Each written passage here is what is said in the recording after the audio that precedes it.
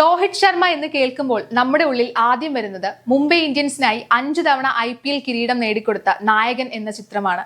അത് മാത്രമല്ല, ലോക ക്രിക്കറ്റിൽ 3 തവണ ഇരട്ട സെഞ്ചുറി നേടിയ ഒരേ ഒരു താരം, നമ്മുടെ പ്രിയപ്പെട്ട ഹിറ്റ്മാൻ. എന്നാൽ ഇന്നത്തെ ഈ സൂപ്പർ താരത്തിന് കുറച്ചു വർഷങ്ങൾക്ക് മുൻപ് മാഗി മാൻ എന്നൊരു പേരുണ്ടായിരുന്നു എന്ന് പറഞ്ഞാൽ നിങ്ങൾ വിശ്വസിക്കുമോ? മാഗി നൂഡിൽസ് 2 മിനിറ്റിൽ തയ്യാറാകുന്നത് പോലെ ബാറ്റിംഗിനിറങ്ങി 2 മിനിറ്റിനുള്ളിൽ തന്നെ താരം പുറത്തായി വരുമായിരുന്നു. ഒന്നല്ല രണ്ടല്ല, തുടർച്ചയായി 8 മത്സരങ്ങളിൽ ഇത്തരത്തിൽ ഒറ്റ അക്കത്തിന് പുറത്തായതോടെയാണ് അദ്ദേഹത്തിന് ആ പേര് ലഭിച്ചത്.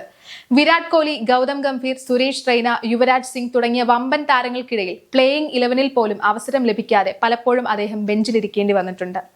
അവിടെ നിന്നുമാണ് ഇന്ത്യൻ ടീമിന്റെ ഒഴിവാക്കാനാവാത്ത നായകനായി അദ്ദേഹം വളർന്നത്.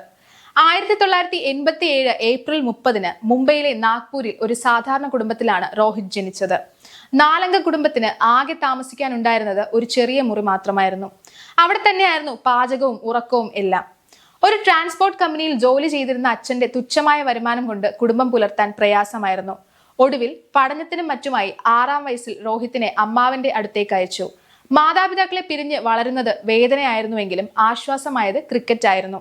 തെരുവിൽ ക്രിക്കറ്റ് കളിക്കുന്ന രോഹിത്തിന്റെ ബാറ്റിംഗ് ശൈലി കണ്ട് അമ്മാവൻ അദ്ദേഹത്തെ 1999-ൽ ഒരു ക്രിക്കറ്റ് ക്ലബിൽ ചേർത്തു. ഒരു ബാറ്റ്സ്മാൻ എന്ന നിലയിൽ അവസരം കിട്ടാതിരുന്നപ്പോൾ രോഹിത് തന്നെ ഒരു സ്പിൻ ബൗളറായി അവതരിപ്പിച്ചാണ് ടീമിൽ ഇടം നേടിയത്. പിന്നീട് ബാറ്റിംഗിലും തന്റെ കഴിവ് തെളിയിച്ചതോടെ കോച്ച് ദിനേശ് ലാഡ് അദ്ദേഹത്തിന്റെ വഴിത്തിരിവായി മാറി. സാമ്പത്തിക പ്രയാസം മനസ്സിലാക്കിക്കൊണ്ട് കോച്ച് തന്നെ അദ്ദേഹത്തിന് സ്കോളർഷിപ്പ് സംഘടിപ്പിച്ചു നൽകി. പണക്കാരേക്കാൾ കൂടുതൽ ആത്മാർത്ഥതയോടെ കളിച്ച രോഹിത് കടം വാങ്ങിയ കിറ്റുകൾ കൊണ്ടാണ് തന്റെ യാത്ര തുടങ്ങിയത്. തന്റെ മികവിലൂടെ രഞ്ജി ട്രോഫിയിലും 2006 അണ്ടർ-19 ലോകകപ്പിലും അദ്ദേഹം തിളങ്ങി. ഇത് 2007-ലെ T20 ലോകകപ്പിലേക്കുള്ള വഴി തുറന്നു.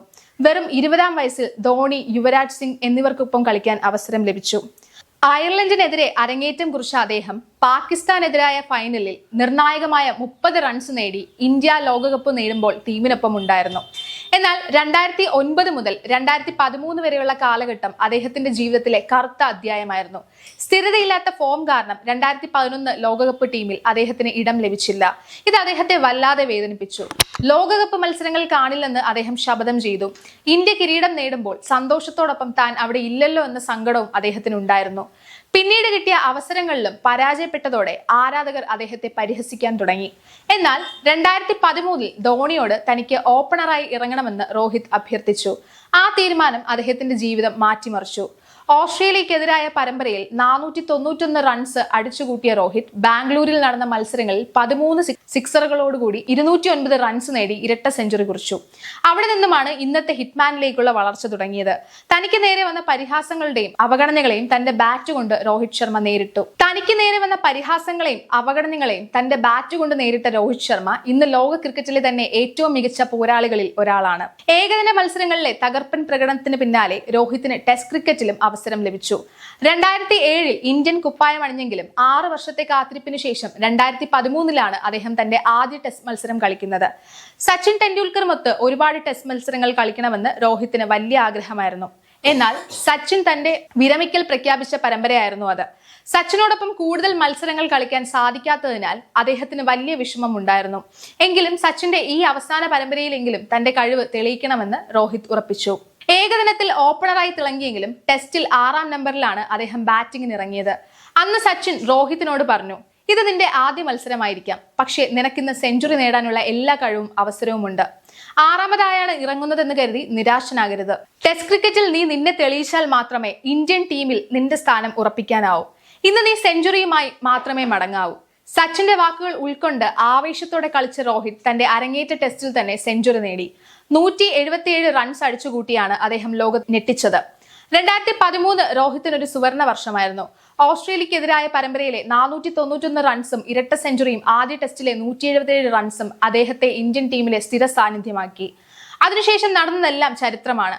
5 IPL കിരീടങ്ങൾ, 3 ഇരട്ട സെഞ്ചുറികൾ, അങ്ങനെ നേട്ടങ്ങളുടെ ഒരു വലിയ നിര തന്നെ അദ്ദേഹത്തെ കെട്ടിപ്പടുത്തു. രോഹിത്തിന്റെ ജീവിതത്തിൽ നിന്ന് നമുക്ക് ഒട്ടേറെ കാര്യങ്ങൾ പഠിക്കാനുണ്ട്. സച്ചിൻ, സേവാഗ്, ഗംഭീർ, ധോണി, യുവരാജ് സിംഗ്, വിരാട് കോഹ്ലി തുടങ്ങിയ വമ്പൻ താരങ്ങൾക്കിടയിലും തനിക്ക് സ്ഥാനം ലഭിക്കുമോ എന്ന് അദ്ദേഹം ഭയപ്പെട്ടില്ല. പകരം തന്റെ കഠിനാധ്വാനത്തിലൂടെയും പരിശീലനത്തിലൂടെയും മാത്രം ശ്രദ്ധ കേന്ദ്രീകരിച്ചു. പഠനത്തിനായാലും ജോലിയിലായാലും നമുക്ക് മുന്നിൽ വലിയ പ്രതിഭകൾ ഉണ്ടെന്ന് കണ്ട് തളരരുത്. നമ്മുടെ കഠിനാധ്വാനത്തിൽ വിശ്വസിക്കുക. ക്ലബിൽ ചേർന്ന കാലത്ത് ബാറ്റ്സ്മാനായി അവസരം ലഭിക്കാതിരുന്നപ്പോൾ ടീമിൽ സ്പിന്നർ ഒഴിവുണ്ടെന്ന് കണ്ട് അദ്ദേഹം ബൗളിംഗ് പഠിച്ച് ടീമിൽ കയറി. അവിടെ നിന്നാണ് തന്റെ ബാറ്റിംഗ് മികവ് അദ്ദേഹം പുറത്തെടുത്തത്.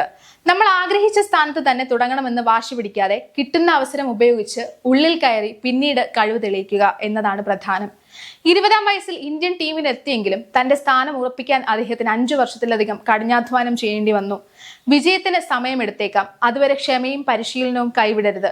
അതുപോലെ ഓപ്പണറായി ഇറങ്ങാൻ അദ്ദേഹം ധോണിയോട് ആവശ്യപ്പെട്ടതുപോലെ നമുക്ക് എന്താണോ ആവശ്യം അത് ചോദിച്ചു വാങ്ങാൻ മടിക്കരുത്. മറ്റുള്ളവർ നേട്ടം കൈവരിക്കുന്നത് നോക്കി നിൽക്കുന്നവരാകണോ അതോ സ്വന്തമായി നേട്ടങ്ങൾ കൊയ്യുന്നവരാകണോ എന്ന് നിങ്ങൾ തന്നെ തീരുമാനിക്കുക. അനാവശ്യമായ പരിഹാസങ്ങളും വിമർശനങ്ങളും മറുപടി നൽകാതെ നിങ്ങളുടെ ജോലിയിൽ ശ്രദ്ധിക്കുക. ഇതുപോലുള്ള കൂടുതൽ വിജയകഥകൾക്കായി ഞങ്ങളുടെ ചാനൽ സബ്സ്ക്രൈബ് ചെയ്യുക.